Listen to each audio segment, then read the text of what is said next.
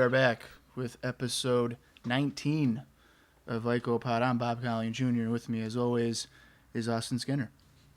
You gotta hear it. That's at the end. No, that's it. We're done. Oh, we're in? That's it? That's it. I wish we were done because today has been a hell of a day. Absolutely insane. Tell them about it, Bob. If I come across very angry today on this episode, and maybe even next week's episode, considering we do 2 at a time, it's going to be out of frustration. Mm-hmm. Today has sucked. Right. On many levels. Yeah. And I'll tell you why. So I'm trying to get some Memphis wrestling. Of course. I've been in a territory mood. I was going to say, what specifically, like, what's some of the highlights that you were looking to get out of your purchase? Well, I was for sure trying to get, like, this, CWA / USWA. Mm-hmm. It's basically Jerry Lawler, Jerry Jarrett's company. Right. And the idea was I would start kind of from the beginning. Okay. Now, there's a lot of TV. Yeah. But I want complete seasons. I don't want to be like, I missed 4 episodes. Right. So right. The most complete that I saw was like 85 to 97 or whatever. Oh, okay. Okay. So I found a guy that I guess has a large quantity of them. Not to be named. Right. We don't want to. I mean, I technically don't really know his name. Perfect. Right. So he had like, I think 5 years of it or whatever for a pretty good price.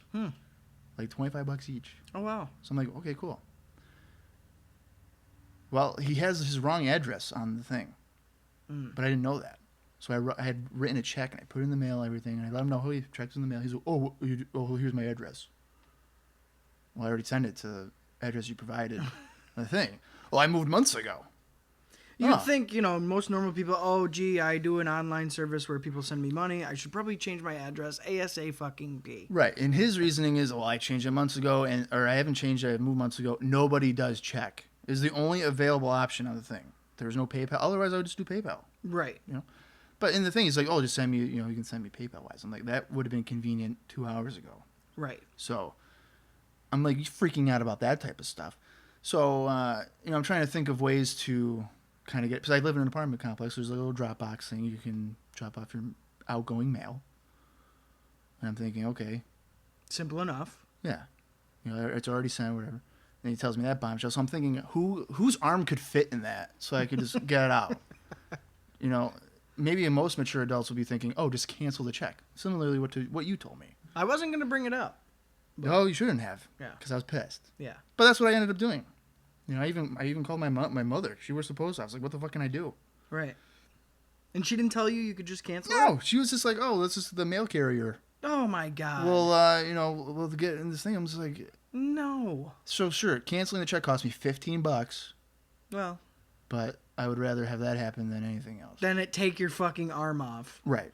Because, of course, Bob, naturally... I walk into his apartment complex, and he's like, hey, try to reach your arm into this fucking slot that could fit maybe, 5 envelopes stacked on top of each other. I don't even think I said, hey. No, he was just like, put your fucking arm in this. And I barely got half a palm in, and I was like, boy, that ain't going to happen. Yeah. So you weren't a real true friend. Yeah. You fucked up. But then it's not even over there. No. Okay. It continues. Mm-hmm. So usually... I print out my notes for these shows. Of course. I have a printer. We haven't taped in a couple weeks because, you've been busy. You've been out of town. Yes, I've been gallivanting in Las Vegas, so it's been a few weeks. Right. So I haven't needed to touch it. Right. It's been two or 3 weeks. Sure. Well, I go to print out the notes today, and my printer's just like paper jam. Simple fix. Yeah. So I look in the thing. There's no paper. Okay. So I'm like, okay. So I try doing it again. And then it's saying like various other things that I don't even know what the fuck it means. Needless to say, the printer sucks. This is the second printer that I've had to use. So moving forward, I'm not going to get a printer. Right. Fuck the printer. Mm-hmm. I'm just going to read off my damn computer screen. Right. Now, sure, it was a kind of a cheap, computer or a cheap printer. Regardless. Who cares? Yeah. You should work for more than... I got it in February. You worked for 3 months. Right. And to be fair, it just seemed as though the paper feeder was not doing its job and feeding the paper correctly. Yeah, we spent probably a half hour Right, because we Try to fix opened it up, Yeah. looked inside, and Got a screwdriver. let me tell you, people, there's no fucking paper in that printer that's jammed anywhere. Yeah. So I'm thinking the wheels are just loose or something's kind of screwed up on that end. But yes, needless to say, the printer is no longer with us. But wait, there's more. Yeah. So like last week, I'm trying to do some laundry. It's probably 11:30 at night. I work late. I work 10-hour shifts. So when I came home, I was like, okay, I'll do a couple of loads of laundry. So I put a $5 bill in like the coin thing because they switched from giving you quarters. Now it's coins. So like you can't even get your own quarters. Right. Don't understand that. Of but course whatever. not. Makes no sense. Right. So I put a $5 bill in there. It eats my $5 bill. So I'm like, great. This is a great start to my weekend. So, I mean, 11:30 at night, there's going to be no maintenance guy. Like, I'm not going to call the maintenance guys to fucking help me out here. So I went today to the office, and I said, you know, I mentioned the mail thing if anybody had a key for that. Of course, they don't. So then I was like, well, the fucking coin machine there ate my $5 bill.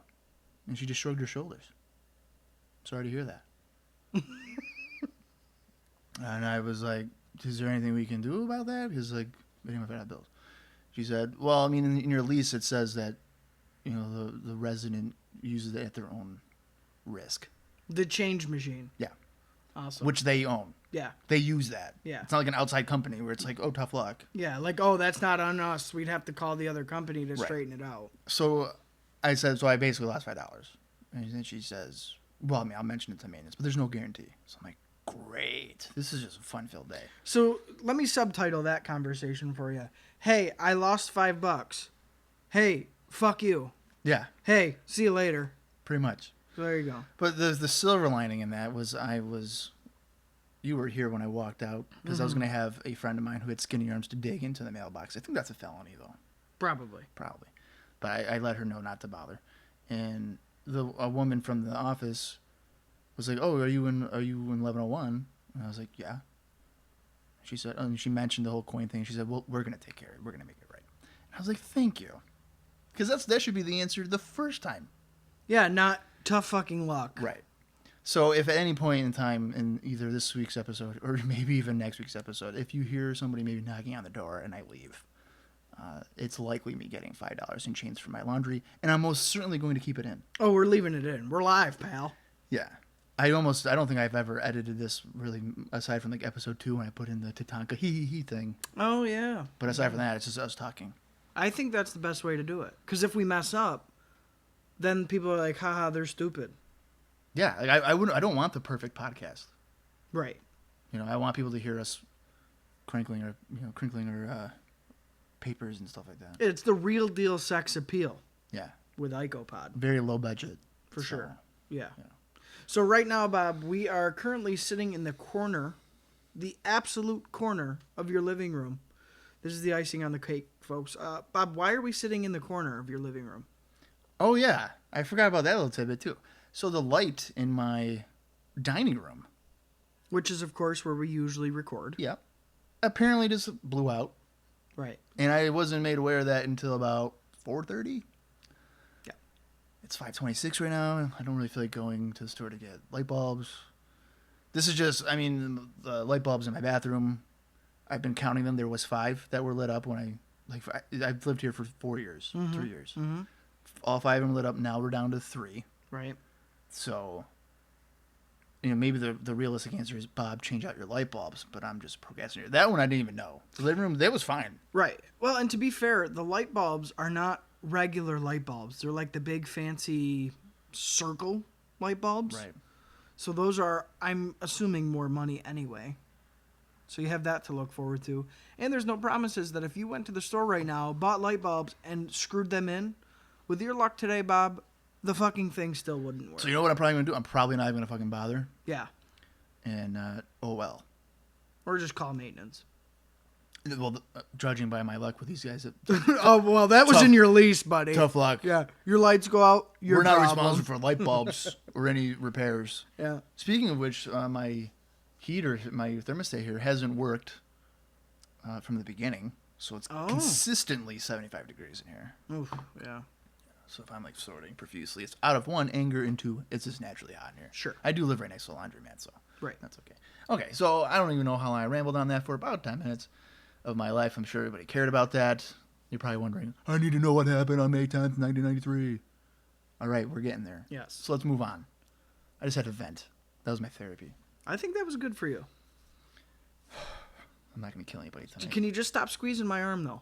I can't, man. Well, I'm it freaking really, out. Like, I tried not to say anything, but it really fucking hurts. Well, you're going to get a bruise. It's fine. Okay. Don't worry about it. On to some news in the world of wrestling. During the recent tapings on the May 4th taping in Worcester and Portland, there have been several new arrivals to the WWF. Johnny Polo, formerly known as Scotty Flamingo in WCW, will be managing Adam Bomb, so he is coming. Ooh. So it looks like he'll be debuting on syndication before we get to him on Raw. Oh, okay. And then there's a couple of guys here. Big City Mike, Rochester Roadblock, and I want to believe that this is the Roadblock from WCW fame. I don't know if you've ever heard of that guy, like 96 to 98. He was always on Saturday night. Yep. It was one of my favorites. He literally came out with like Roadblock signs and had Roadblock on his. That's what I thought. It's kind of funny. Yeah, He's a big guy too. And there's also the Tasmaniac, and yes, that is Taz from ECW. Okay. He would be coming in for a tryout. And then Colin Scott, a former NFL lineman, and the Harlem Knights all got tryouts during the two tapings. And it appears that the Harlem Knights, which is a babyface rapper team, well, it looks like they've gotten a job, considering their push during the tapings. Do you have any guess on who the Harlem Knights would be? Is it who the hell were those kids with? So I'm thinking 96. Like fast forward a little bit.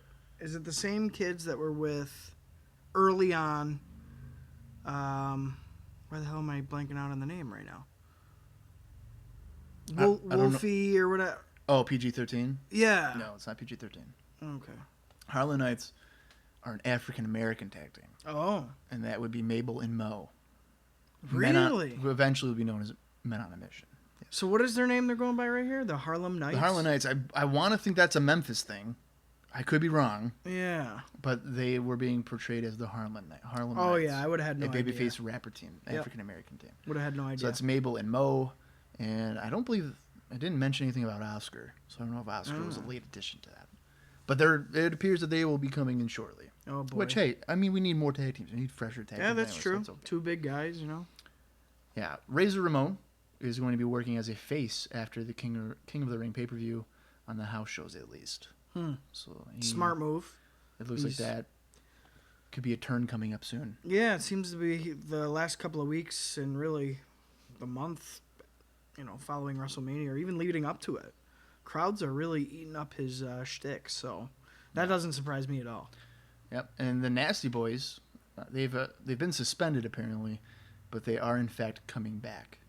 So don't worry. Oh, well, good thing you put my worries to rest there with that one. Well, you have been texting me for weeks. Dude, when the Nasty Boys come back, don't worry, they are. Okay.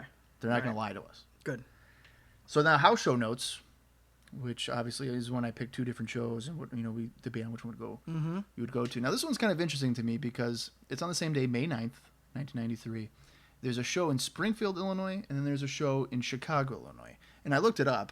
It's only 3 hours away. Oh, wow. So you have both crews working in the same area. That's weird. 3 hours apart from each other. Yeah. It's kind of a weird placement to have house shows.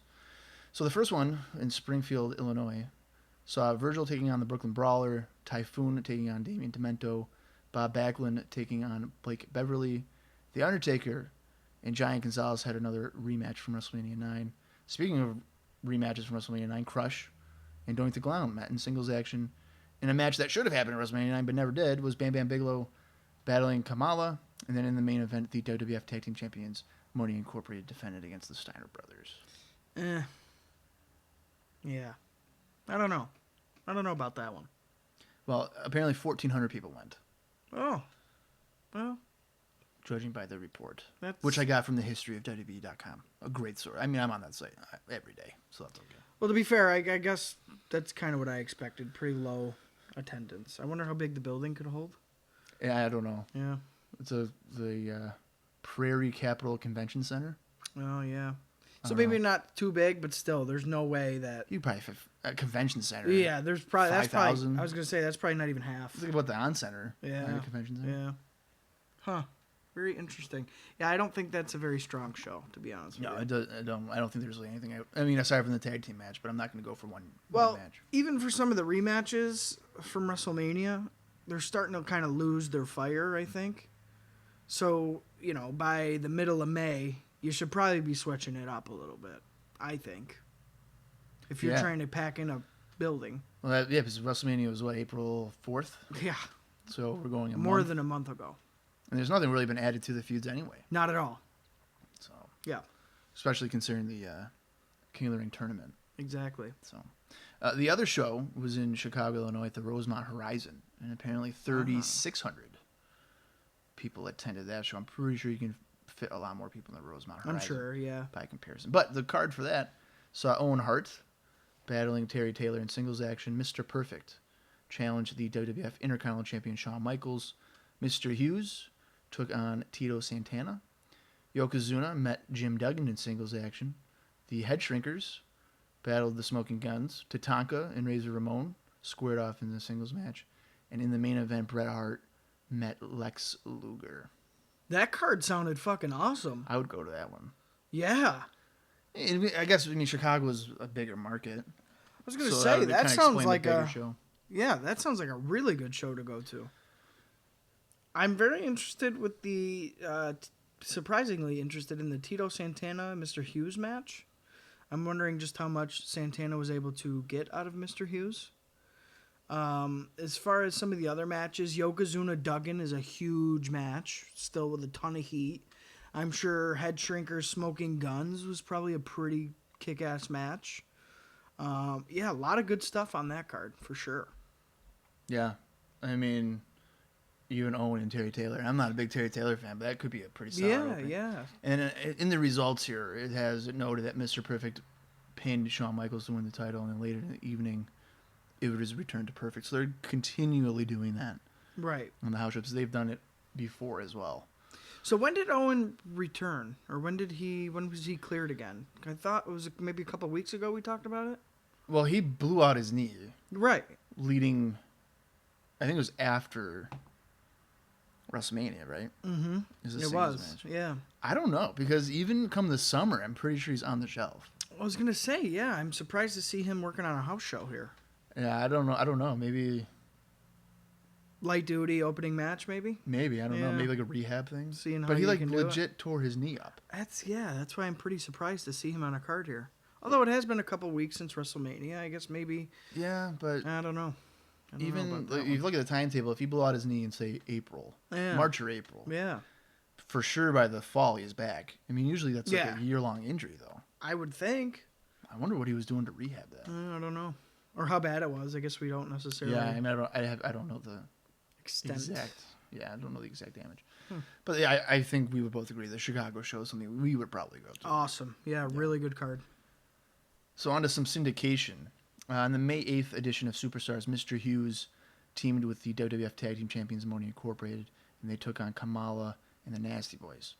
And then IRS pinned Kamala after 7.5 minutes. I tried to find that match for us to both watch. Okay. And I can't find it. No YouTube or anything it wasn't like on that? YouTube. Okay. Anytime with syndication, if it's something I can find on YouTube, we'll probably cover it. Yeah, that's just a match that we couldn't find. Mm-hmm. I believe on the same show, there was a qualifying match for the King of the Ring between Razor Ramon and Tito Santana. Mm-hmm. So we both have watched that, so we're going to cover that kind of quickly here. Yes. I just have a note here. Jerry Lawler's on commentary, and he thinks that the wrestlers are wasting their time trying to qualify for the tournament since he's the real king. Yeah, which is, that's kind of a good way to put it. He's the king. I wonder why he's not in the tournament. Is it because he's the king? I'm not sure. He doesn't need to be in it? Yeah, maybe. What his reasoning is? He doesn't need to prove anything? Yeah. The match starts off with Santana taking control of Ramon with a go-behind, but then Razor goes to the corner and back elbows Tito to get the cheap advantage. Tito comes off the ropes with a leaping forearm, which has been traditionally his finishing move. So right off the bat, he's going for it. Right. But Ramon gets his foot on the bottom rope. Tito argues with the referee, but then blocks a boot attempt by Razor. Santana avoids a clothesline and keeps control of Razor's left arm, and then Ramon stops Santana by driving him throat first over the top rope. Tito battles back with several right hands and a forearm coming off the ropes, which is not. It wasn't the same context of the finisher. It's pretty much just a driving forearm. Santana scoop slams Ramon a few times to keep his momentum. Santana heads to the top rope and he hits a crossbody, but Ramon rolls through and has a handful of tights to pick up the win. What'd you think of Tito and Razor? So right off the bat, Razor, I mean, it's all right. So it's a mix here for me.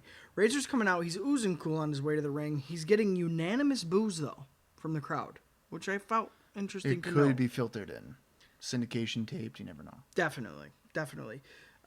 With that said, did really anybody give El Matador a chance here? I mean, you see the match on paper, you're thinking, okay, Razor Ramon's probably going to win. So that's what I'm thinking as soon as I see this matchup here. To be fair, it was very good, solid wrestling here. It was a nice little entertaining match, and I really like some of the crisp holds on the part of Santana. Again, I think for 93, given the chance and giving him as much credit as possible, he's still a good hand in 1993, I think. Definitely slow, and definitely not the Tito Santana he used to be. But when you throw him up against a guy like Damian Demento, I'd say it's night and day. So I did appreciate this match for what it was. That brings me to the finish, though. Okay. Because I think in 1993, the WWF was allergic to clean wins. Why can't Razor Ramon get a clean victory over Tito Santana? Is there any reason? I was thinking the same thing, and I have it noted here that, I mean, I thought it was a basic match. And the finish doesn't really give Ramon a lot of momentum. No. Because he's cheating to beat a 45-year-old Tito Santana. Yes. Isn't this a similar finish to what he had to do with Backlund? Right. Wasn't it? Like he did like an inside cradle or something? Yes. It's just weird that he's not being able to beat guys in their early 40s. And he's a bigger guy considerably to these guys. Exactly. He's big, young, jacked, and strong. And he's on his way up. These guys are on their way down. He's on the way up. And, I got to use the tights. Or, I got to do a backslide pin. Like, are you fucking kidding me? I mean... I can't even think of the last time we saw a solid Razor's Edge pin. Did he do one to... I think he did one to Virgil, didn't he? Maybe Virgil. Maybe not, though. I don't know. I can't remember. Maybe. Yeah, probably Virgil. That's the point then. If we can't even remember of a quality win when he uses using his finishing move, then how much credibility is this guy really getting? Exactly. And to me, it's okay if I'm booking and I'm doing all the King of the Ring qualifier matches on these shows like this. That's going on last, and they're getting 10 minutes, and it's going to get a clean ending, and you're going to be like, holy shit, that was a good match. I'm looking forward to this tournament because all the matches are going to be this good, if not better. Yeah. To me, all these matches getting these screwed finishes, even like we saw with Doink and Mr. Perfect with the time limit draw, like maybe, last week? 2 weeks ago? Ridiculous. Like, why aren't these matches getting a finish to hype people up for the tournament coming? Because if I'm seeing all these finishes... I'm like, well, shit, the tournament's probably not even going to be that good. Well, I just love how they pick and choose when to even acknowledge a time limit. I know. Yeah, of course. I know. But no, I agree with everything you're saying about Razor and Tito. And I mean, it's not like it's a bad match. No, it's a good little match. It's a quick, 4-minute match or whatever. Yeah. So. Yep. But he needs to be just putting people away at the Razor's Edge. Clean, done, move on, done in the tournament. Yeah. Yeah. On the May 9th edition of Wrestling Challenge, Luna Vachon cut a promo on Sherry Martel saying that she was jealous of her and that she would destroy Sherry in the ring. So Luna saying that Sherry's jealous of Luna, not Luna's jealous of Sherry. Right. Just so there's not confusion. Yep. Also on the May 9th edition of Wrestling Challenge, Papa Shango battled Jim Duggan in a King of the Ring qualifying match. And yes, we watched that one too.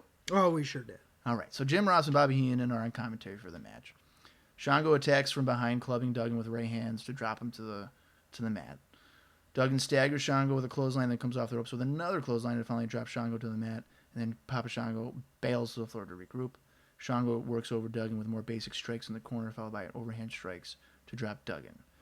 Shango delivers a headbutt to the lower midsection of Duggan. And then Papa Shango connects with the clothesline and keeps Duggan on the mat with a sleeper. The sleeper is kept on for seemingly several minutes, and Duggan comes off the ropes to only be met with a knee lift to the gut. Shango misses a splash in the corner, and Duggan battles back with strikes followed by a backdrop. Duggan goes to the corner and comes charging out to hit his trademark clothesline for the win. The amount of clotheslines in that match is incredible. All right, so going into this one for me, I wanted to note right off the bat. So, like you said, in the beginning, we get a lot of back and forth between Brain and Jim Ross, and the referencing Mother's Day, which, funnily enough, was just the other day for us here in present time. Right. So I thought that was pretty apropos. Although Bobby says the son that he is, his mother buys him gifts instead of him buying gifts for her. So I thought that's probably true because Bobby's probably dished out quite a bit of money for his mama. So I thought that was very funny. Actually, Well, the mother should be buying him gifts. oh yeah, for sure. I should start doing that. Hey, Mom, buy me gifts on your birthday. Or Mother's Day. Or Mother's Day. Yeah, absolutely. The match, however, was not as entertaining. I expected this one to be a complete snore fest, and unfortunately I was right. This one for me too, the shine kind of came off Shawn a little bit for me. Like his look is at this point barely getting him by, and just his moves in the ring are just, his offense is very boring. Nothing here. Skippable. I put no surprises. Obviously, again, kind of like the last match, you get Duggan and Shawn on paper to go into the King of the Ring tournament. Duggan, obviously, you know. But, yeah, I wasn't too impressed with this one. Yeah, I just said it's mostly boring, and it's exactly what I expected from these guys. Yep. I mean, it's a far cry from what Duggan's been doing with Shawn. Yeah. So. Yeah, completely. And as much of a Shango guy that I am, I think this generation's going to be phasing him out. Yes, very quickly from the looks of things. They're going younger. Yeah. Not that Shango's necessarily old, but his style of wrestling is fairly boring. Yeah. All right, so since we got all that stuff out of the way, we can now go to the May 10th, 1993 edition of Raw, which is live from the Manhattan Center in Manhattan, New York. And we start off the show with footage from earlier in the day. And it tells us a time here of 7:02 Eastern time. Specifically. So what time did Raw air? 8 to 9 or 9 to 10? Because either way, within 2 hours, they've edited it into the show. Right. So I really don't know if it's 7:02. Right. I and don't it's even know pretty if it's the bright same out day. in New York as well for 7 o'clock. Yeah, Personally. that's true. Yeah. I mean, it was just, I don't know. It's just a weird thing to see. I really don't know what time it started at. I think 9. I want to say 9 to 10. Okay. I could be wrong. I probably am wrong. It's okay. Anyway, so we're outside the show, and outside the arena, and Shawn Michaels is cutting a promo on Jim Duggan when Mr. Perfect enters the scene from nowhere, and they brawl in front of the Manhattan Center. Perfect hip tosses Michaels onto the hood of a car, breaking the windshield. Several officials come over to break them apart. Michaels isn't backing away and goes after Perfect despite being held back by officials. There was a crowd there as well, and they were just eating it all up. I thought this was a pretty great way to start the show. Completely. I totally agree. So there's a couple weird things sprinkled in throughout here. So Michael says during the not even half a promo that we do see that it is his raw talent that will help him keep the belt from Jim Duggan tonight. So he's kind of making it about Duggan. So Perfect comes into frame, and all you see first of Perfect is his hand. And I don't know if he goes to like reach for Shawn's sunglasses or he like pushes his forehead.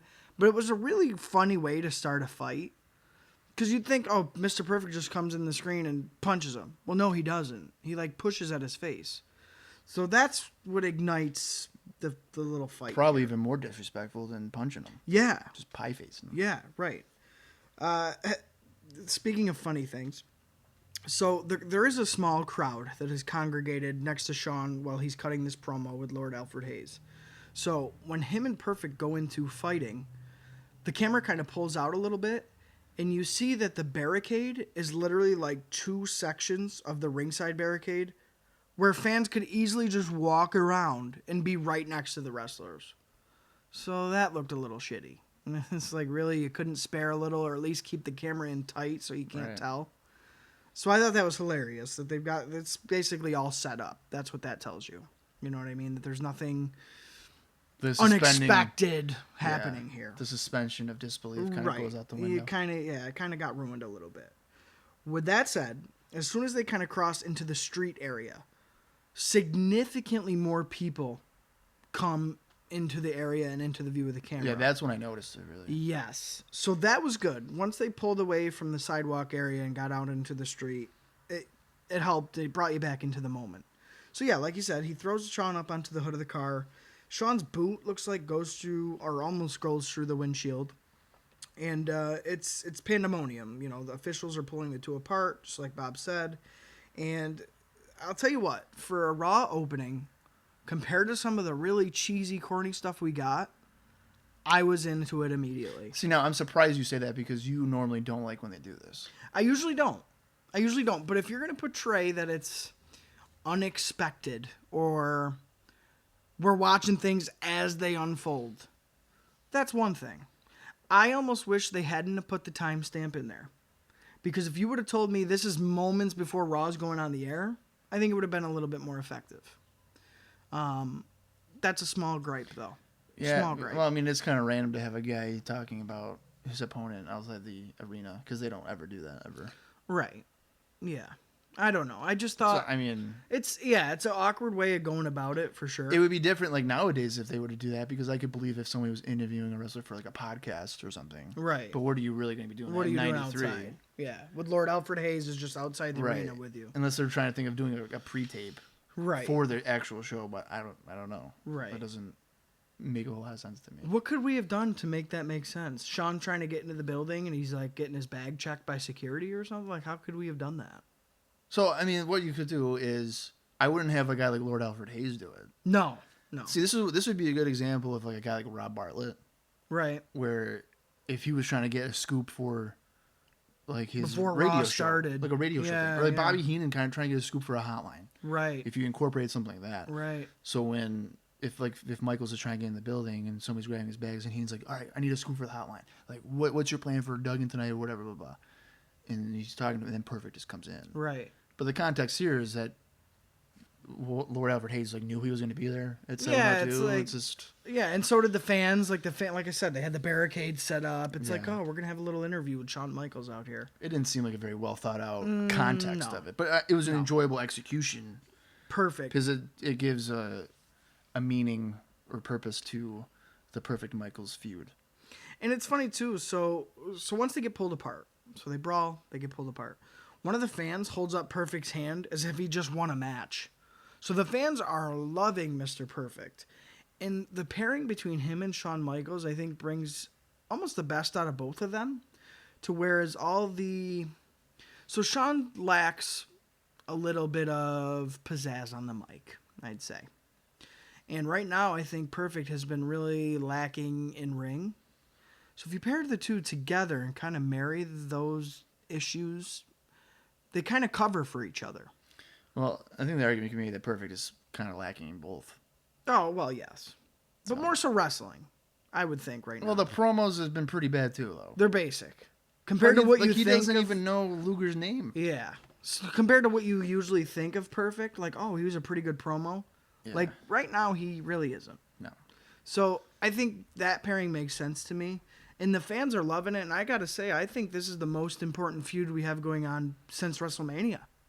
Yeah. If you think about it. It's got the most TV time. The angle itself was set up at WrestleMania.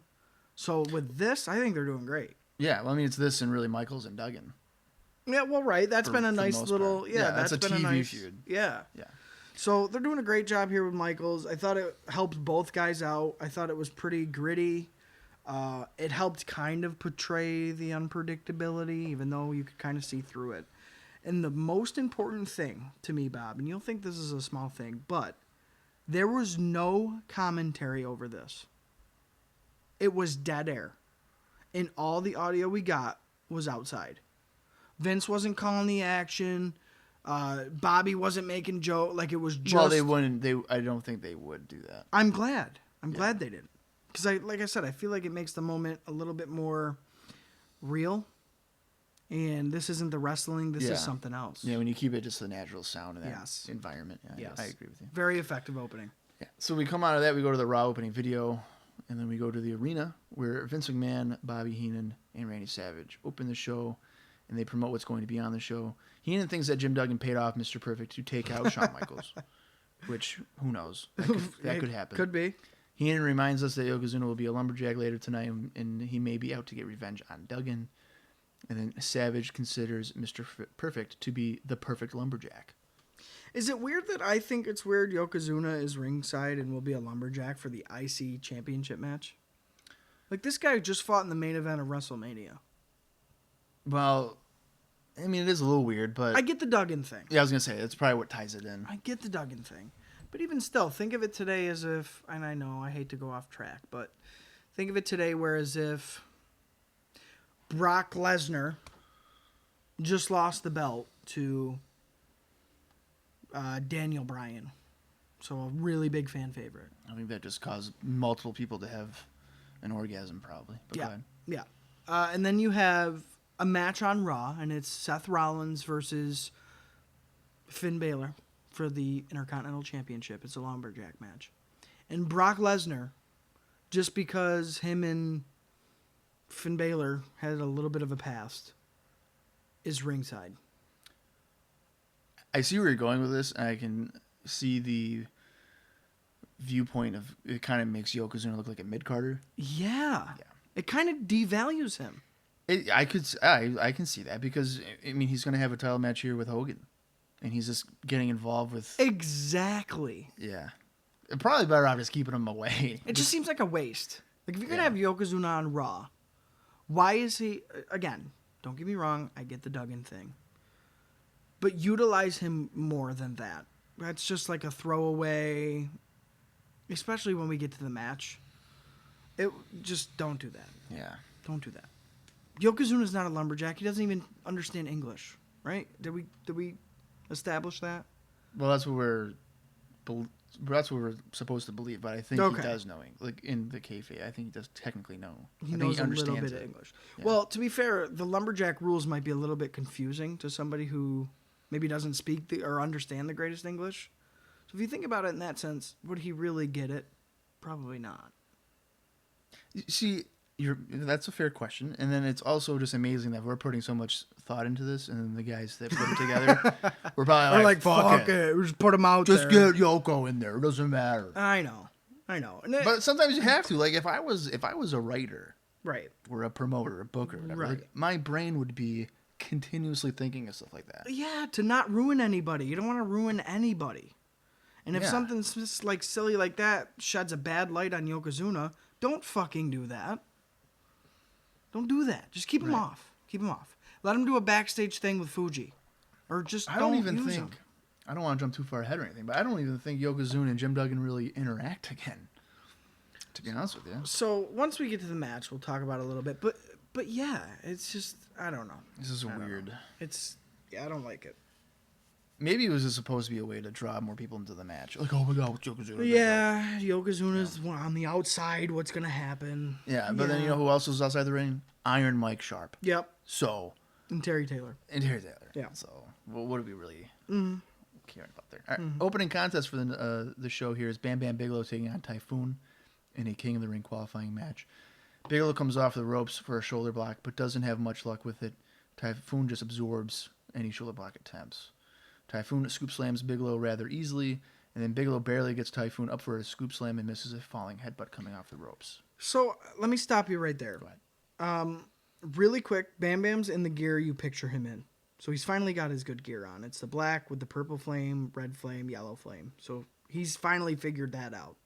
A-okay. Looks good.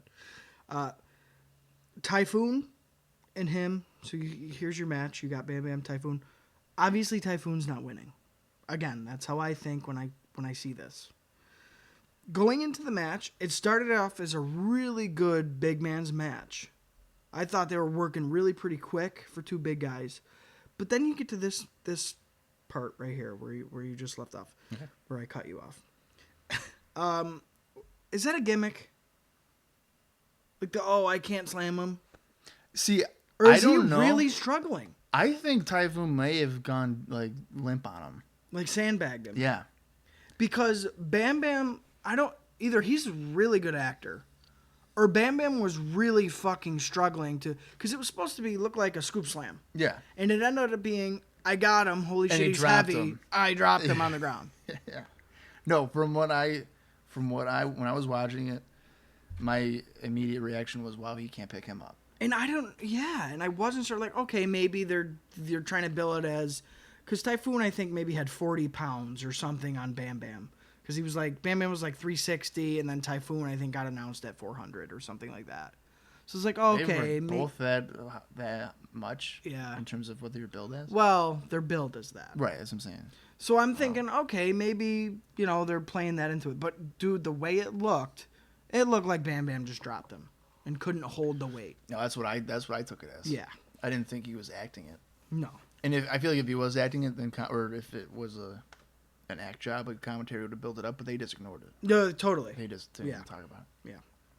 So Bigelow fights back with a slow back suplex to display his strength, ironically, and then Typhoon is able to knock Bigelow to the floor. Bam Bam decks Typhoon on the apron and then drives Typhoon into the ring post, and Typhoon falls to the floor trying to regroup, but is knocked down again. I was thinking that this was going to lead to a count out because he did it twice. And I was wondering, it seemed like they were stalling for something. And real quick, before we headed to commercial, because that's where we're heading into, Bobby says that, and he makes a good point here. And anytime there's a good point on commentary, as people probably already know, I always like to highlight it a little bit. But it references back to kind of in the beginning of the show. So Bobby says that Hacksaw has greased Tunney's palm to get a title match tonight. And if you think about it, that kind of makes sense. Because why else is Hacksaw Jim Duggan getting an IC title match? And Bobby says it during this match right before we go to commercial. And it had me thinking, like, wait a second. That makes sense. So now we're believing what Heenan says? Yeah. Give me one other explanation why Hacksaw Jim Duggan. Because he hasn't lost a match this year. He's got a new singlet. He hasn't lost a match since like 1984. Can you name a time when Jim Duggan's been pinned?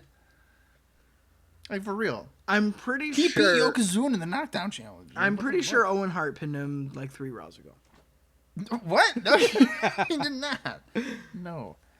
I just thought it was funny and a kind of a good point that Bobby makes here. Before the only thing I can remember for Jim Duggan getting pinned in his entire career is like 7 years from now.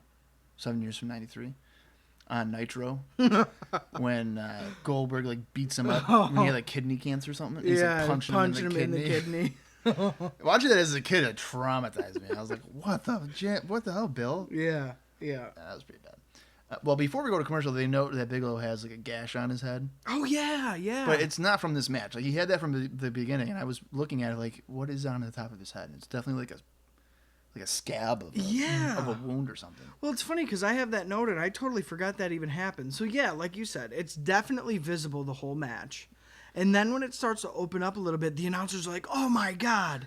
It looks like Bam Bam's been, busted open. Didn't he say it's just his tattoo? Yeah. Or like McMahon or something. Was like, McMahon's like, oh, that's not a tattoo, Bobby. Yeah. He looks like he's got a little bit of blood there or whatever. So, yeah, that was funny that they tried to play that into, the match. It's like, oh, no, it's not from this fucking match. Yeah, like nothing's happened to even warrant that. Yeah. So before we go to commercial, Bigelow has got a chin lock on Typhoon. And when we return, Typhoon is clotheslining Bigelow, and then he misses a splash in the corner. Bigelow has Typhoon on his shoulders to hit a Samoan drop. And then Bigelow goes to the top rope and hits a diving headbutt for the win. So I don't know. Maybe I just noticed this. So when we come back from commercial, it's literally maybe a minute or two, and then they go into the finish. Yeah, it's pretty quick. We come back from commercial, and the camera's pretty far out, and it's kind of zooming in, and Bam Bam and Typhoon are just standing there. They're not doing anything. They're just standing there like staring off at each other. And then I feel like they got a cue, like, hey, we're back on the air. And they just start fighting again. And it's like, what the fuck was that? And I swear to you, they were stalling for the camera to return from break so they could go into the finish. I feel like they ran out of all their little things that they might have had planned. And it's like, shit, we don't have anything else. We're at commercial break. Maybe they were, I don't know, taunting or something. And then we come back. They're just standing there. And it's like, oh, okay, let's get into the finish. It seems so rushed and so silly. I don't know. Maybe I just didn't even noticed notice that. But it was hilarious. I had to be like, Wait, were they just standing there looking Were at you each watching other? it like on a TV or on your computer? I was just watching it on my computer this time. That's how I was watching. So I'm Yeah. thinking maybe like this, because I have it usually, I guess, like a split screen Oh, with my okay. document and things, so Yep. I might have just missed it. Yeah. So yeah, they because usually I do watch it on the network right on my TV. Yeah. But no, man, they were definitely just standing there, and it looked like they were just waiting, just standing there waiting for the camera to come back. And then they're like, "Okay, let's fight. We got the cue. We're back on air."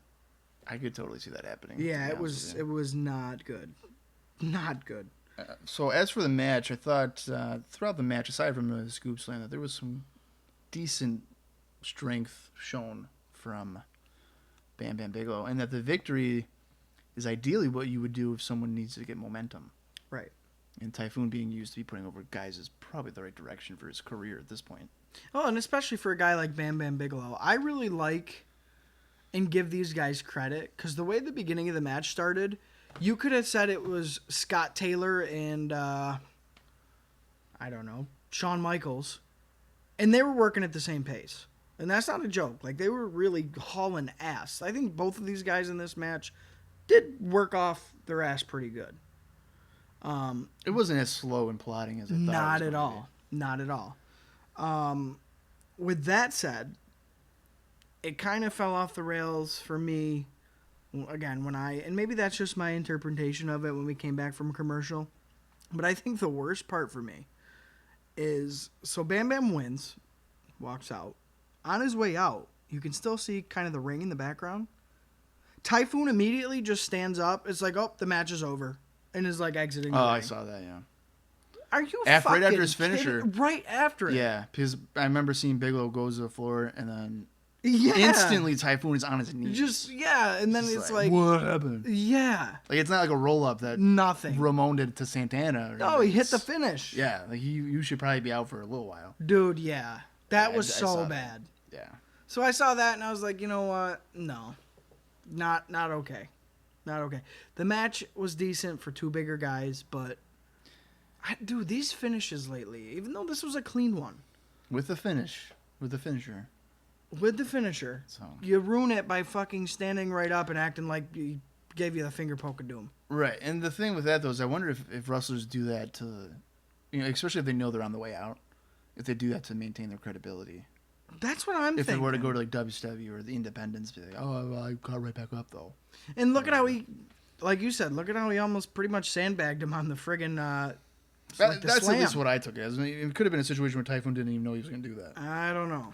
But I don't know. it did not seem like as if Bigelow was acting that he couldn't pick him up. Yeah.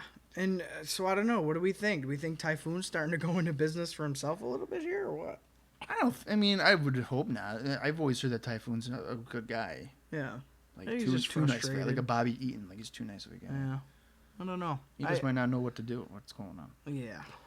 So, was this something that you enjoyed though to kick off the show action? I thought it was a good big man match for what it was. It surprised me with how different I thought it. I thought it was going to be fucking horrible, to be honest with you. It wasn't. So Yeah. that was nice. So yeah, I was just glad that Bigelow went over. I agree. Yes. Coming out of that, we go to a vignette, which is promoting the debut of Billy and Bart. I think this is like the third time we've gotten one of these. Uh-huh. The Smoking Guns are coming to the WWF. There are no words. It's just them like on horses and stuff like that. Yeah, so it's black and white video, and we get black and white block letters. It says first, they're coming, Billy and Bart. Oh, yes. And then it says Billy and Bart gun. Yeah. So it clarifies, like it's the guns. Right. And then the little vignette finishes with both men hopping off their horse and firing revolvers at the camera. Still no mention of wrestling. No, but we do go to the commentary table.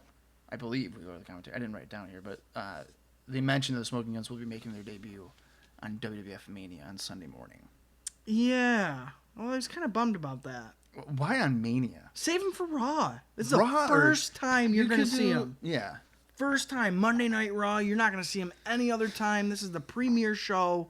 Weird. Smoking Guns next week. It's weird that they would go for Mania. Of all the shows, you have Superstars, Wrestling Challenge, All American, Mania. I'm Raw, wondering, obviously. does that tell us that they're not sure how it's going to come off?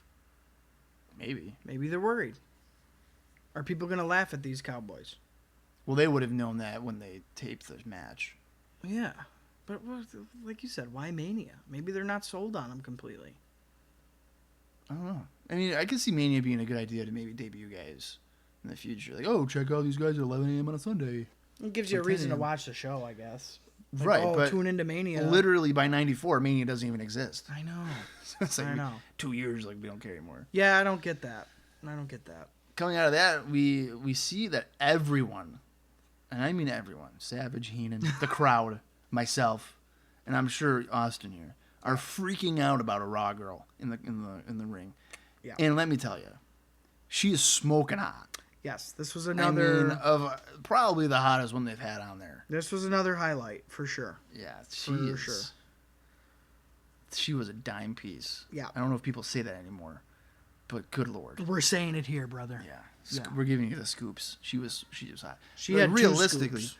Yeah, realistically, I mean, that was, 25 years ago, so she's probably... A little seasoned. Late 50s if she's still alive. She's a little seasoned by now. Probably pushing 60, but that's okay. Yeah. Back then, she was hot. Yeah. Coming out of that, we go to our second match of the night, and that is Yokozuna. And he will be taking on PJ Walker, who would eventually be known as Just Incredible in ECW. Also, Aldo Montoya, but that's a couple years from now. If you were going to just skip over that, Bob, I was going to correct you again. I feel like Just Incredible kind of wants to forget Aldo Montoya, but that's just... I don't. That mask? Come on. Portuguese man of war. Come on. Whatever. Okay, so a man grabs Yokozuna during his entrance and then promptly gets a death stare for doing so. Dude, yes. Yeah, I'm so glad you noted that. Yokozuna looked at him like, I will fucking kill you. Well, and the guy like, okay. Dude. He like backed up. I know. So yeah, Yokozuna's coming out. Gets grabbed, and I don't mean just grabbed. Like, he gets pulled by a guy. Stops the entrance, turns around at him, and you can even tell, I feel like his buddy was like, holy shit, dude, he's looking at you, and the guy was like, oh, fuck. What did I just do? Yeah.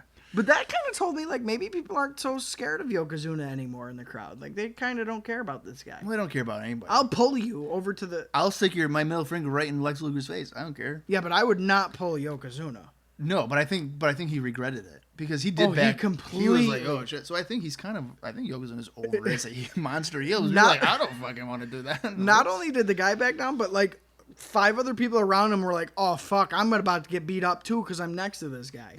Yeah, that was awesome. Yeah, awesome. that was.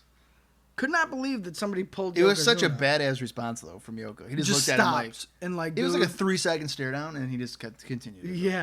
Yeah. He knew he sent the right message there. So yeah, the glare was deadly. Yeah. We also are told that Yokozuna will be wrestling Kamala next week on Raw.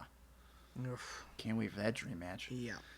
The announcers note that Yokozuna looks like he's getting bigger, so it turns out that probably my theory of him weighing more than 505 was just off by about a month. Boom. Yes, and you know what? So Bobby says, oh, he's not 505. He looks closer to 535. Yeah. And Vince agrees and says that Yoko, like you said, has appears to be getting larger in preparation for the match with Hogan. Yeah. So, dude, yes, they're finally beefing it up a little bit. Of course, it's for Hogan, because why not? Let's beef it up for Hogan. But fuck, I knew they did that. It's kind of ironic, though, because they're promoting him as getting larger and larger, but then years from now, they're like, hey, you're too big. Yeah. We need you to lose some weight. And he's just like, no. No. I'm going to continue to eat. Yeah. So, it's just kind of a weird thing. It finally happened here, though, Bob. I knew it was. I could have sworn it was before WrestleMania, but for the Hogan thing, it makes sense. Hogan, if he were to slay down the monster, it's, he's 550 pounds now. Oh, it's crazy. Right. Yoko drives Walker down with a belly-to-belly suplex and a leg drop, and then sends PJ into the corner and delivers a running backsplash, followed by chops, and then hits the middle rope Banzai drop for the win. Pretty quick, effective, and ideally what you would want from your monster heel. Yeah, we got a couple. It's Yokozuna's seemingly getting on the right track again, booking wise, and we did get some nice little quips from Bobby here on commentary. So, like you said, early in the match, Yoko drops a big leg on PJ Walker, and Bobby quickly says that, I think services will be around 9:30 tonight. It was like there's so 9:30, so it had to be 8 to 9 then. The show 9 to 10. He said services would be at 9:30, so I would have to think after the show, right? Oh, maybe, yeah. I think it was at 8 to 9. I could look it up. I don't know. I am on my computer right now. But that was hilarious how quickly he was like, yeah, services are 9:30 tonight, so feel free to come on out for that. And then we also get so Yoko hits the bonsai drop, sits right down on him, no problem. And Bobby says that he doesn't think that the Hindenburg came down that fast. So it's like, okay, that's kind of fucked up, Bobby, but thank you for that. So we got a couple gems in there. With that said, I don't know if Yoko looked as smooth or as impressive as before. I feel like you can kind of see some cracks and that he's fallen off a little bit. Because there's a couple times where they kind of stumble, and I don't know if it was maybe PJ Walker got the wrong cue or like got mixed up, but it wasn't as smooth as a normal squash match with Yokozuna is. So I was kind of weirded out by that. It could be the enhancement guy. That's what I was maybe chalking it up to. Yeah. But yeah, all things considered, this is what Yoko needs to be doing again. Not being a fucking lumberjack at ringside. He needs to be beating people's ass and looking like a maniac. Monster destruction. So I was okay with it. I was able to overlook that. What do you think, Bob? Just about run of the mill for that one? Yeah, I mean, it was like I said, it was an effective way of doing it. I can't find what time that was. I'm assuming 8 to 9 or 9 to 10, whatever. I don't fucking care. Whatever, one of the two. I would have to think 8 to 9. I want to say next week though. Vince makes mention about 10 o'clock. That we're approaching the 10 o'clock hour. Oh, you know what? Maybe you're right. We're running out of time. I'm just so saying. It might be 9. I'm thinking it's 9 to 10. You might be right. And that Bobby's like, oh, after this match, it's going to be around 9:30. That's when the services But I know they switch, though, to like 8 when like Nitro comes around. Oh, that mean by just because Nitro is 8, maybe they switch it. I don't know. God damn it. I mean, I tried to Google it and everything. Nothing happened. Anyway, so, no, I thought it was pretty effective. Yeah. I don't think I was as impressed. Like, if a guy like Scott Taylor was doing it, it's the enhancement guy, I feel like he probably would have helped a little bit more. Yeah, I mean, PJ was just kind of there. Yeah. Yep. Just going through the motions, but I mean, the crowd seemed sold on him. Yeah. As per usual in New York, so yeah. I don't think it was a bad segment or anything. We come out of that, we go to the King of the Ring report. But before we get into that, there's an Ico Pro ad with Lex Luger. Says a mouthful that he would never say otherwise. Yeah, because didn't he have one before? And it was just like, you've got to want it. Yeah, he just didn't really talk. Yeah. And then this one, he said some scientific shit. It's like, yeah, okay, Luger. Again, how many takes did that take? Probably, yeah. Who knows? He probably had to miss a house show booking because of that. Mean Gene puts over the show, including WWF World Champion Hulk Hogan defending against Yokozuna. And then Gene notes that Bret Hart, Razor Ramon, Lex Luger, Jim Duggan, and Bam Bam Bigelow are the guys that have qualified for the tournament. And this week on syndication, there will be matches between Mr. Perfect and Doink, and Tatanka battling Giant Gonzalez. So whoever wins those two matches will be in the 1993 King of the Ring tournament. And I'll tell you what, I was really interested in seeing the Gonzalez match between him and Tatanka, because I'm just trying to think, okay, so what are they going to do with that? It's going to be a train wreck. Oh, a train wreck. Yeah. But I was like, okay, let's make an angle out of it. So I thought up an angle. Oh, boy. Ready for this one? Listen to this one. Oh, boy. All right, so Giant Gonzalez is the creature that wiped out Tatanka's tribe. How did I know you were going to do that? So Tatanka must avenge the death of his family by chopping down the beast. This is all for a King of the Ring qualifying match? There's your angle. Come on. There you go. Oh, my God. So when he debuts at the 93 Royal Rumble and attacks Undertaker, is Tatanka backstage like, holy fuck. That's the fucking guy. He's here. Well, and the reason he attacks Undertaker is because Undertaker was one of the people in Tatanka's tribe, and now he's a dead man. He's like, no, I already killed you, so I'm going to kill you again. So Undertaker's a dead Native American? Yes. Oh, my God. Yes. The long black hair, the tattoos. You really know how to turn a guy's day around. Dude, there you go. Jeez. There you go. That's like a WrestleMania. That's like a 2-year build for WrestleMania. All right. So let's do it. Sell out a baseball park or something doing that arena. Holy crap. So good. So good. I would prefer that, something like that, over like wrestling today when it's just two guys that are just, I don't like you. Tonight you're fighting. Yeah. Okay. Your title match. How did I earn it? It just happened. Yeah. Oh, because she wanted you to? Yeah, you're getting now you're cheers. So like, okay, there you go. Gotta love it. So that's a crazy in-depth Come on, that's good. That's just really unique. I don't know if I've ever thought of something like that before. But all right, so we go to our third match of the night. It's Mr. Perfect, and he's taking on Iron Mike Sharp. Yeah, so we come back. So we go to commercial? I would assume after the thing here. So we're back in the arena, and Bobby confuses the heavy ring girl, so she's quite overweight, for Jerry Sags. He goes, yeah. Jerry Sags is in the ring. Vince goes, that's not one of the nasty boys. Leave them alone or something. Yeah, Like that, yeah. And it's a woman. So Yeah, but isn't it weird that he said, like, leave the nasty boys alone, not leave the poor woman alone? No, yeah. Protect your workers, I guess. Yeah. Makes sense. I have it noted here that before the match, Perfect puts his gum in the large raw girl's mouth. Oh, yeah. So that was a pleasant sight to see. Yeah, he, like, opened her jaw and, like, threw his gum in there and closed it. Yeah. Like, what the fuck was that? Now we know where Curtis Axel came from. That's his mom is the large You're damn right. From a piece of gum? You're damn right. Okay. He is the gum. And he grew into a large boy. Wow. Yeah. Yeah, we should tweet him that. I'm sure he'll love it. He's the gum. Send him a gif of that. Yeah, just write, you're the gum. You're the gum. Yeah. That's where you're from. Wow. Yeah. What if that was actually true? And then he looked at his mom, like, really, Mom? That's how it happened. Listen, if Mae Young can have a hand, who knows what happened with gum? Curtis Axel can be born out of a piece of gum. It's proven, scientifically I'm just proven. saying. It happened. We're going with it. It happened. Mr. Perfect's DNA is so perfect. There you go. He didn't even need to inseminate a female. Yeah, he could share food with a woman and just Pregnant. Instant. WWE superstar. There you go. There you go. Yep. You're pregnant. Mm-hmm. So anyway, moving into the reality of the match here. Sharp shoves Perfect away and then taunts the crowd, and Perfect knocks Sharp to the floor. I don't know why I just had an accent there all of a sudden. Yeah. Followed by a drop kick.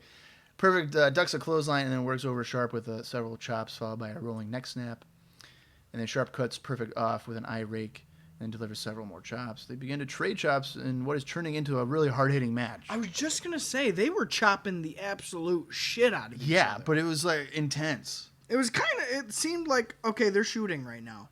Like, maybe Perfect got pissed, so he's like, I'm going to slap you harder. And Sharp was like, hey, man, I'm a veteran. I'm going to slap you harder. Yeah, it was weird. Yeah, it was. It was not your run-of-the-mill, like, interaction between two guys, between the star and enhancement guy. It was quite weird. And the worst part about it is, so that's happening in the ring, and then outside the ring, they're doing, like, this really weird, it almost looked like the Public Enemy arm wave, but the whole crowd's doing it. Maybe it was Public Enemy. Here's Rocco Rock and Johnny Grunge. I don't know what was going on. 2 years or a year before they were even really anything. Oh, they were in ECW at that time, weren't they? 93? Not 93, no. I think they came around 94. All right, well, regardless, or the end of 93. It was like a really weird wave that they were doing side to side. Well, these two are chopping the absolute hell out of each other. Yeah, they really were. So it was quite a sight on Monday Night Raw. Yeah. Perfect gets a cheap shot on Sharp with like a low kick. I'm pretty sure it was a low blow. And the crowd cheers him. So just more evidence here that Perfect is a heel. Yeah. You know, they just happen to like him. Yep. And then Heenan is watching something else on TV. Oh, again. My God. He goes, I love the Weather Channel. It's like, at this point, this is a comedy thing. He wasn't even like that. He was like, I'm tired of this. I'm going to watch something else. I want to see what else is on TV. You're not putting over your product when you're having commentators saying, I'd rather watch baseball. I just don't get what this is leading up to. Like, why do they keep doing this? Yeah. 1 week, it's like, oh, okay, funny, unpredictable, haha, he's watching something else. But now we're doing it every other week. See, I'm surprised they didn't do this during the Monday Night Wars. Oh, my God. They have like Jerry Lawler do it and like come across Nitro and be like, oh, fuck. Look at this garbage. Yeah. Yeah. There's 80-year-old Hogan again. Yeah. You know, but knowing their luck, probably everybody would be like, oh, Hogan? Oh, shit. Change the channel. I don't want to watch, Mantar. I'll watch Hogan. This would be great. Yeah. So, I don't get it. Yeah, I don't really understand either. So back to the match here. Sharp misses a splash in the corner and then kicks out of a cover attempt. Perfect shortly thereafter finishes him off with the Perfect Plex. What'd you think of Sharp and Perfect? I had more hopes going into it. Coming out of it, the only thing I could think of is if you're a Mr. Perfect fan, say he's your favorite wrestler, this match was taken away from you because it really hurt when the camera would keep cutting away from the action because Iron Mike Sharp isn't great as it is. So now it's just coming off even worse. Like now, not only is it hard for you to care about this match, again, the commentators don't even care about this match. Yeah. So it really sucks. It just sucks all the way around. So it left kind of a bad taste in my mouth because I'm just so sick of this cutting away to the fucking desk to see that somebody's watching something else. Like, I'm so over that. We've done that already. How many times have we done that? Is this like the third time? It's like the third time. Yeah. It's like the third time. And it's the same thing every time. There's no payoff. There's no rhyme or reason why they do it. So, for me, again, if I'm sitting home, I'm like, yes, Mr. Perfect's in action tonight. Hell yeah, Mike Sharp might be a decent match. Totally gets thrown out the window. Just ruined. Basic victory. At least, Perfect gets a clean win here. But, yeah, other than that, nothing special. Well, I thought it had, aside from if you ignore all the cutaways and stuff like that, I thought the match had pretty good energy. It did. Far more than what I really expecting. It did. It was pretty hard hitting, good exchanges. I actually dug it. It was weird. I didn't really think I was going to enjoy it that much. I mean, I've sat through some pretty brutal Mike Sharp house show matches. Oh, I'm sure. In the mid '80s there, so that was certainly didn't have a lot of expectation going into this. But as I've mentioned before, Perfect seems to be much more motivated now that he has some level of direction and involved in a title feud. It looks like so. Totally, and you know what? Kind of like we discussed before, I think he was more invested in this angle compared to the Luger one. Well, the Luger one was like a dead end. Yeah. There wasn't much of anything going on there for him anyway. Right. Prior to the next match here, like a segment, because there's a couple of things here, but Bobby Heenan is like on the ring apron, acting like a fool, trying to get the phone number of the ring girl. Yeah. So he's going around the apron, and she's just kind of circling the ring like they usually do. So Bobby can't catch up to her, and he's trying to give her. And mind you, again, she was pretty good looking this one as well. Yeah. But he's trying to give her the number, and she won't take it, and that's when they do the promotional consideration provided by Tatanka. Just real simple. Oh, you've got to want it. He says it really quiet. It's weird. He's a sensitive guy. He's sensitive. I know.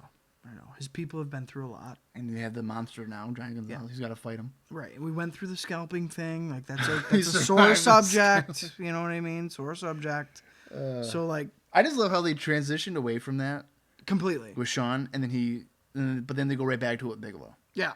Yeah, I'm going to shave your head. No, not even cut. Like, he cut his head. Cut his hair. Yeah. With scissors. Mm-hmm. Yeah. So, that they pepper that in very, very nicely. Shawn Malt. Well, I guess, should we just go right into the next one? Yeah, well, I mean, there's a Slim Jim ad, too, with Randy Savage right after that. Yeah. So, chips! Yeah. He fucking crushes the bag. Yeah. We've seen this a couple weeks now. It's been on here a while. Yeah, well, it's a newer one. Yeah. Yeah, it's been a couple weeks. We go to our fourth contest, and it's Mr. Hughes. I believe is this his Raw debut? I don't remember seeing him before. We have seen him, yes. Okay, I think it was maybe last week or 2 weeks ago we saw him. Shows you how much I remember. So, Mr. Hughes, and he is taking on the Cannonball Kid. He changed his fucking name again. Right. So, it was, the Lightning Kid originally? Oh, Kamikaze Kid. Kamikaze Kid, right. Kamikaze Kid, then Lightning Kid, and now Cannonball Kid. Well, they haven't called him Lightning Kid on Raw yet.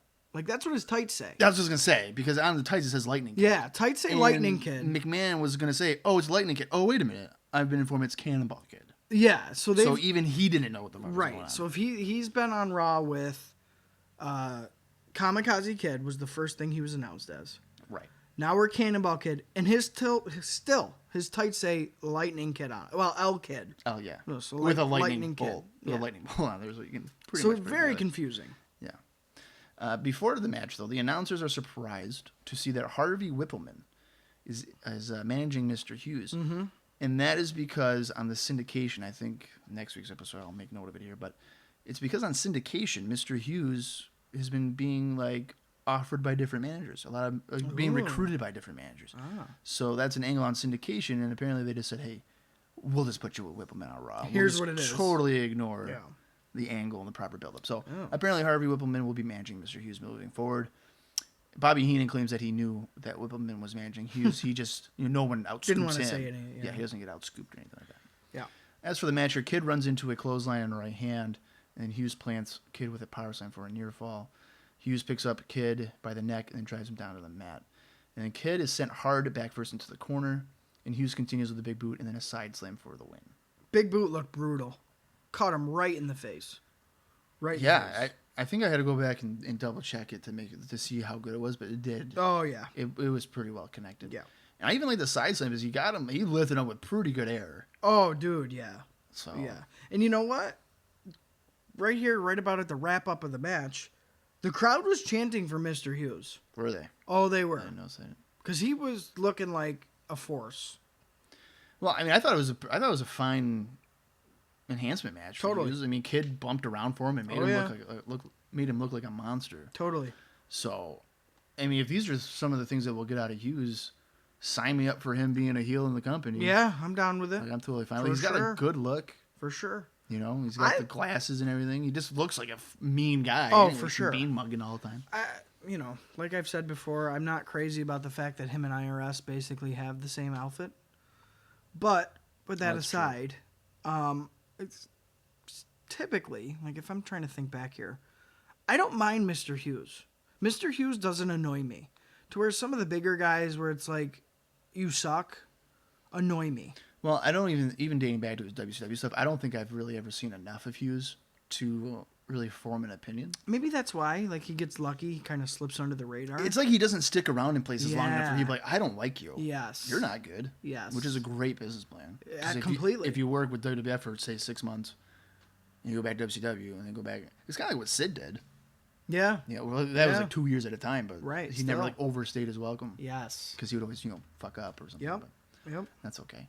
Coming out of that, we go to a All-American Wrestling ad with Mean Gene and Bobby Heenan, and the announcers hype up that there will be an exclusive match on the program, which will be, here we go, ready for this? Contain your excitement. It's going to be Crush taking on Blake Beverly of the Beverly Brothers. Oh, yeah. Can't wait for that. Yeah. The Lumberjacks are making their way down to the ring, and then Heenan claims that he got all the numbers from the ring girl earlier. Of course he did. Yeah. Bobby also says about Gene, who's his co-host on All American Wrestling, that he's a complete deadbeat and that he has no cash, no credit card, nothing. He's just a leech, which is hilarious because doesn't Gene have sort of a little bit of a reputation of not wanting to pay for shit? I feel like I've heard that before. Like he wants other people to pay for the dinner. I don't know. I know like Foley was like that. Oh, like, he was pretty cheap. Foley. I don't know, but I don't know. Maybe I made the wrong connection there, but I thought that was funny. So here's the thing about these Lumberjacks. This is why the big exhale came out. Do you not like that they're wearing flannel? I fucking hate Yeah. that they're wearing the flannel shirts. Yeah. The only one not wearing a flannel shirt, Yokozuna. And rightfully so. Because if he came out wearing a flannel... Could you imagine if they bought a 6X flannel and put Yokozuna in it? How fucking ridiculous that would have been. That would be a situation where I would hope Yokozuna would be like, I'm not wearing that. But my character would not wear a fucking flannel. Well, that's what I'm saying. And it makes me wonder, okay, if Yoko doesn't wear one, don't make any of them fucking wear one. Like, just don't do it. Well, Terry Taylor was kind of funny. Because he looked naked. He just looked like he was wearing a flannel and nothing else. Yeah, that's right. It was like Bob Backlund. Well, I mean, this is probably inappropriate, but it's kind of weird that Tatanka is wearing one. Because, like, smallpox. Blankets and stuff like that.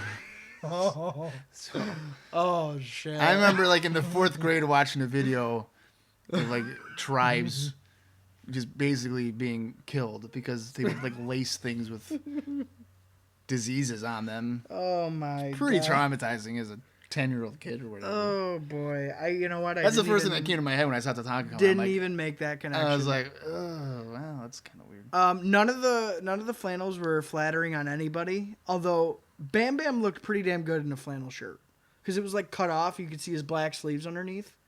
It looked pretty cool. Like, oh, okay, he could pull off a flannel. Could you imagine if he just got turned into a lumberjack? Oh. Just McMahon sees that, he's like, love it. Yeah.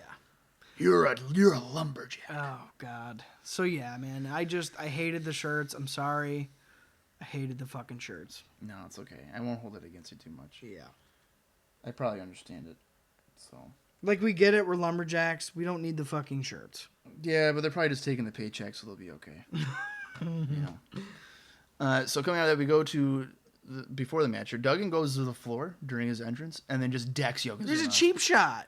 Which I haven't noted here. Like, I don't think that's a bright idea, considering he's going to be at ringside for your entire match. Well, and that's what I said. What an idiot Duggan is, because now he just went out there and made sure he's got an enemy. Like, that's a confirmed enemy. Yeah. It's like, because he gets in the ring and then just rolls out. And I think he even, like, spins Yoko around because Yoko had his back to him, and he just decks him and then goes right back in the ring. Yeah, and so if I'm Jim Duggan, I'm going out to the floor, bowing to the Japanese flag, and going back in. Like, hopefully Yoko won't kick my ass tonight. A heel turn? Yeah. Right before his match. There's like a cowardice thing. We're like, good, please dude. don't beat me up. Well, why wouldn't he just hit him over the bag with his 2x4? To make sure, like, he's down and out? Yeah. Like, that would have been like, good. knock him out. Yeah. That would Because you can even play the angle of, like, is Yokozuna, like... Is he going to be an asset in this match or Is not? he going to wake up? Like, what's going on? Yeah. Shawn Michaels comes out, but he has crutches. And he's acting like he can't wrestle due to the attack earlier in the day from Mr. Perfect. So Mr. Perfect comes up from behind and then rolls Michaels into the ring. And Michaels freaks out. Yeah. His crutches are on the ground. He's like, what the hell's going on? And it is made evident that he's faking the injury. Yes. And that leads to Duggan clotheslining Michaels to the floor, and the match starts. So Michaels is wrestling this match in, like, regular attire. He's not in wrestling gear. Yeah, it was like a World Wrestling Federation shirt with like a couple pictures of a couple different wrestlers, all black. Yep. With some splashes of color. He's got red cowboy boots on. Essentially the same outfit from the Attack. Yeah, same outfit as the Attack. So it was really weird because it's like it kept throwing me off. I had to keep reminding myself, like, okay, this is Shawn Michaels, because it was like the gear he's been wearing lately is nothing even close to this. Right. Also, I thought it was funny that they used a feigning injury angle with Shawn Michaels. Because, historically, people, assume that Shawn Michaels has feigned injuries throughout his career to avoid dropping championships. Or, losing smiles. Yeah, so that was interesting. Yeah. Career-ending back injuries. Yeah. Or knee injuries, too. Yeah. Mm-hmm. Yeah. All right, so I guess that's like the first. Well, obviously this is an angle part, but yeah, that's a good observation there. So, well, before I get into the match, do you like it when guys wrestle in regular attire? I hate it. So, it's got to match the situation. Lumberjack match, I don't like it. Unsanctioned street fight, I like it. Like, you ain't wearing your spandex if you're in a street fight. Why would you? Like, that doesn't make sense. You want to protect your body as much as possible. Yeah, that I get. But this situation, no. I've never liked it when they play up an angle like, oh, he's running late to the arena. Oh, he's in his dress No, pants, I don't like that. He's gonna fight. I don't like that because, you know what? In a weird way, and maybe it's because I was kind of associated with backyard wrestling, but it makes it look second rate. Like, a guy's not in wrestling gear, it always downgrades it a little bit for me. Yeah, I I don't kind know of why. I kind of like the flashiness. Yes, you know what I mean? It looks more professional. Maybe that's why I like it. Yeah. He's in his gear, ready to go. Yeah, it's a better visual. Yeah. The match starts off with Duggan hitting an atomic drop on Michaels, and the crowd seems pretty interested in this match, similar to what they had last week. They had pretty vocal about what was going on. We got more Shawn is gay chants. We're not there yet. I'm just saying. You're- They were vocal. We'll get there. Yeah. Duggan They were has the vocal. champ set for a slam and then drives him into the corner a few times before finishing off the slam. Duggan tears off Michaels' shirt before delivering several right hands and It's sending like Michaels. halfway off, though. Yeah, I don't think it fully comes off. Yeah. And then sending Michaels spinning to the mat. This is when the Shawn is gay chant comes right up again, and then Duggan Huge. continues his offense with a vertical suplex for a near fall. Michaels is set upside down into the corner, and Duggan continues to deliver overhand strikes. Duggan is able to get a bear hug on Michaels, and he quickly switches to a slam for a near fall. And at this point, Michaels has gotten nothing. No, yeah, He's no just offense. getting his ass kicked by Duggan. Yep. After a few right hands against the ropes, Michaels is trapped in the ropes, and then Duggan tosses Michaels over the top of the floor. Perfect comes over and grabs Michaels to prevent him from leaving. Perfect and Bob Backlund, which was kind of a weird choice, carry Michaels back towards the ring as we go to commercial. Yep. I mean, I guess it's not that weird because Backlund and Michaels have been wrestling on house shows and stuff, but Still. it's kind of weird. Yeah. Duggan slams Michaels, but misses a knee drop. So then Michaels finally takes advantage, and he takes off his cowboy boot and then decks Duggan with it. Now, that part of this match doesn't really make sense to me. No. Because Duggan acts like as if he just got shot. Not only that, so think of it this way. All right, what's going to hurt worse? You taking your boot off and hitting somebody with it, or just kicking them in the face with the boot on. Yeah. Like, kicking them in the face is going to hurt more. Way There's more forceful. there's more Your power foot behind is it. in the thing. Yeah. Right. So Duggan rolls to the floor before being sent back into the ring, and then Shawn continues to beat on Duggan with stomps. So the stomps probably hurt more than being jabbed with Exactly. a boot. And up until this point, Yokozuna hasn't moved from his spot. Yeah, he's a standing. In ringside. He hasn't done anything. Yeah. Hasn't, like, walked over to see, like, Duggan, oh, maybe I can get some kicks in. Nothing. He's on the side closest to the hard cam, so his back is always to the camera. Yep, just standing there. To give a perspective if you haven't seen the show in a while. Yeah. Michaels tries for a backdrop, but then is driven face first down to the canvas. Duggan runs into a boot in the corner, and then Michaels crawls over for a near fall. Duggan comes off the ropes with a clothesline followed by a backdrop. Duggan misses a shoulder strike in the corner, and then Duggan slams Michaels for a near fall. The fans, at this point, are doing like the tomahawk chop taunt. Is that what like, it was? Yeah, they're doing like towards Tatanka. I felt like I knew they were chanting something wicked loud, and they were standing up doing something with their arms. It's but like I couldn't tell what it was. The tomahawk chop like you would see at a Braves game, Oh. and they were like literally facing because they all position their bodies, and I'm like, what are they doing? Oh my god! And then I was thinking, oh my god, is Tatanka like if you're watching on your TV, is Tatanka on the left hand side? Because that's what they're doing, and then they go. Like he sends it, like I think Michaels or somebody's, they send somebody in the ropes, and he's right there. So they're definitely doing that taunt right that's to funny. Tatanka. I didn't even realize that. Yeah, that had to been a little bit uncomfortable. That's hilarious. Because if I'm just saying, I mean, Tatanka has nothing to do with the match. No, yeah. He's not. He hasn't done anything. Right. And they're just. So Tatanka has to stand there like. Shit. So they're doing it, and the first thing he's just like, yeah, come on, Duggan. Yeah. I'm just like, yeah. that's a weird. That's awesome. That was really weird. That's awesome. I was wondering what that was. Yeah, that's what they were doing. Okay. As that's going on, Duggan delivers a shoulder block to Michaels through the ropes to the floor, and we go to another commercial. Back from commercial, Michaels misses a splash in the corner.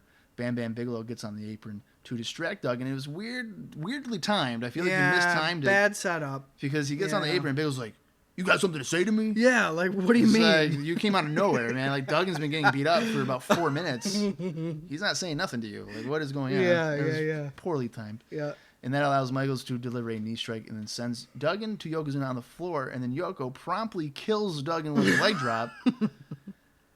And Duggan gets rolled back into the ring. Michaels has his boot on Duggan for the cocky cover. But then Perfect enters the ring and then decks Michaels from behind to cause the disqualification. Now, before we get into our thoughts or anything like that, I just want to point out here that the leg drop from Yokozuna is normally a really devastating move. Yes. We would agree with that. Okay, Yes. It's arguably his second finisher. The Heading drop. into the finisher. Yeah. For sure. Like the finisher. Right. Yeah. Although, didn't he beat Savage with the belly to belly? Yeah. I'm just saying. But so like it's a top tier move for the guy. It's like a tie. Leg drop belly to belly is like Yokozuna's go-to. Either I could pin you after this, or you're definitely getting the bonsai, and then I'm definitely winning. Yeah. So yes. Yeah, It's okay. like a devastating move. I personally I would go bonsai one, leg drop, and then belly to belly. Yes. But that's just me. Yes. So, he does the leg drop, and then, Duggan gets whatever, Perfect comes in. Mm-hmm. And then it's even worse than what Typhoon did. Because Duggan is miraculously, like, fine. Yeah. After the leg drop. Yeah. He gets up, and then there's, like, a kind of a melee going on, like everybody starts brawling or whatever. I'm just like, come on. And don't forget, that was a leg drop on the outside. Yes. So you're taking the full brunt, assumingly, of Yokozuna's body on your neck, thrown in, and then you're good. You're good. You can finish. You can get up. It absolutely blew my mind. Yeah. You know what, though? All things considered, for Jim Duggan in 93, I was pretty entertained by this Lumberjack match. That's saying a lot, in my opinion. Again, with the screwed finish, like at this point, I don't even know if it's worth mentioning because it's constant. It's almost every match. There's no finish to anything. It's like an ongoing plague. And I just think it's really annoying, personally, that stuff like... I guess in this situation, it kind of makes sense. But in other things like this, around this time period, I just want to see somebody get fucking pinned and the guy get his hand raised and stay down after he got pinned, and that's it. Yeah, I mean, it kind of felt like as if they were just backing themselves into the corner. I don't know why they never want to have Duggan lose. Yeah. Like, what is the problem? I really don't understand. What is the problem? I don't get it. I don't get it. Well, to me, the match felt like it was a little long. It went a little longer than it should have. It did. But the crowd was pretty invested into Completely. what was going on. Yeah. I would probably say Duggan controlled 80 to 85% of the match. Yep. So if you love Duggan and his offense, you probably really enjoy it. And I haven't mentioned how he seemingly no-sold the leg drop and impact, which kind of, Well, because he clears the ring after the match with his 2x4, and that's how we go off air. Duggan's standing tall with a 2x4, and that's within 2 minutes of the leg drop, at least, if that. Yeah, 2 minutes. So kind of, I mean, I don't know. It hurts the move. I agree. In my opinion. I agree. As for the match, and despite being long, I thought it was pretty productive in terms of entertainment, but I'm really not sure how this helps out Michaels as his run as champion. It doesn't really keep him strong or anything. Yeah, I feel like there hasn't been a moment for Michaels yet where it's like, that's what I'm talking about. That's why he's IC champ. Right. We haven't gotten that. And it's like, okay, like how long do we have to wait for that? Yeah. So, I don't know. That kind of sucks. So, after the conclusion of the match, there's a WWF figures ad. Now it's just Savage. Yeah. Nobody else is in it. No Bulldog, nothing. Yeah. And then when we come back from that, that's when Shawn slides back into the ring, that attacks Perfect, and that leads to everybody brawling. Right. And Duggan gets a 2x4. So, I guess in that theory, because I think there was a commercial probably after the figures. Yeah, it was real quick, yeah. So, but I mean, like, if you're watching it live, I guess Duggan, would have recovered it in 5 minutes instead of, 2. Whatever. But whatever the case is. Yeah. Still pretty quick. So and we close the show off that. So there's no real structure to the close of the show. It's just kind of like mayhem and... It's like you ran out of time. Right. Like we don't know what's going on. Oh, who's going to survive? Yeah. My final thoughts on the show is I actually enjoyed it. I thought the enhancement matches were pretty crisp, pretty good. Couldn't really complain about it. And the Lumberjack match, I mean, for what it was pretty solid. And the whole interaction there with Michaels and Perfect, definitely advancement and interest level has gone up in that, I would say, as well. Yeah, totally. I actually had kind of the same rapport as you did. Definitely not a bad Raw. I did like this one.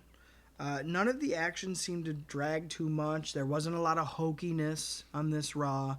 It was very action-based, which I appreciated for once, I love the Perfect Shawn stuff. I think they're doing a really good job with that, to be honest with you. Much, much better than the bare minimum that we had been getting with feuds. It's like our first, maybe personal feud. Yes. That makes sense. Has been properly built, progressed, So, yes, I think they're doing a pretty good job with that coming off the heels of WrestleMania.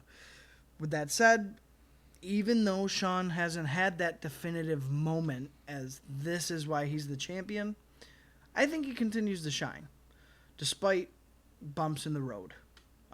Shawn's really starting to look like a star. Whether they're booking him that way or not, he's just coming through, I think. Well, he's growing on me as a heel. Yes. His mic work is still kind of shaky. Very. But it's a promising character. Exactly. So. Exactly. He's got more, definitely, even since some of the first Raws we saw him at, it feels more stable. Yeah. Like there's a basis there to work with. He's definitely getting more comfortable in his role. Yes. Which has been going on for 2 years now. Well, yeah, he's a little day late and a dollar short on that one. Yeah. I was a little bit bummed out that we didn't see anything from a couple other big stars. We saw nothing from like Luger. There was nothing from Hogan. There were several omissions that I was kind of interested about.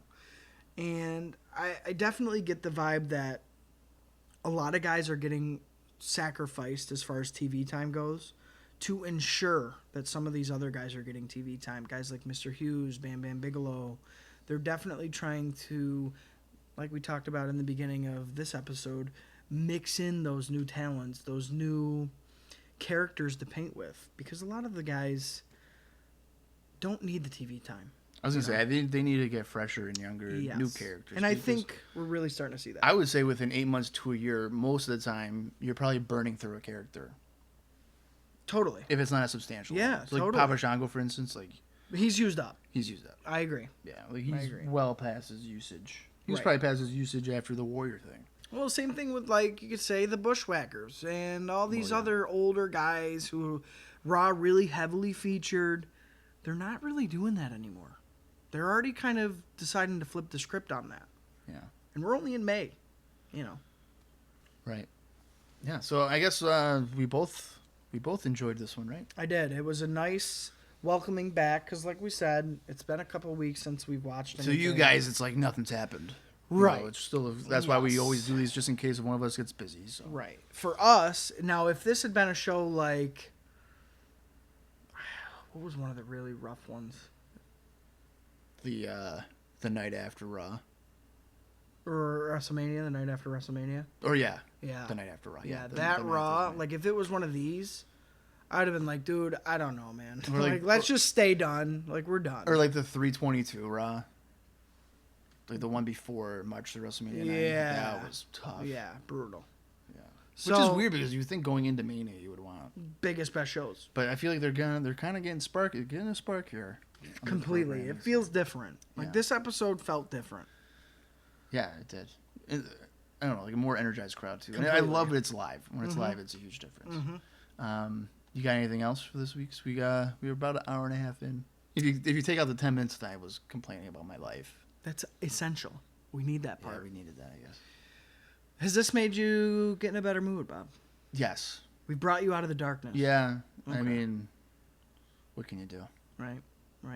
Well, I'll tell you what. Again, all things considered, good Raw. I would say worth the watch. For sure. Yep. There is some gems in there, even on commentary, despite some of the hiccups with the frickin' channel changing and all that BS. I am so glad, and I'd love to reiterate this, I am so glad that it's now Savage, Bobby Heenan, Vince McMahon. It makes her easier to watch. Completely. Yeah. Completely. So, with that said, hell of an episode. I think we wrap it with a bow. Yeah.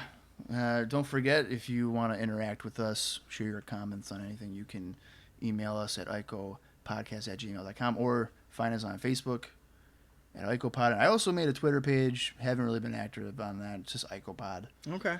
I really don't feel like going around and just following like thousands of people to follow me back or something. So Right. who knows how far that will go. But Sure. Hey, it's out there if you need it. yeah, I figured just make it just in case. Yeah. But for us, and I'm Bobby Allen Jr., and you've been listening to IcoPod. Bob, is this when I do it? Yeah, now you would do it. Okay. You gotta hear it.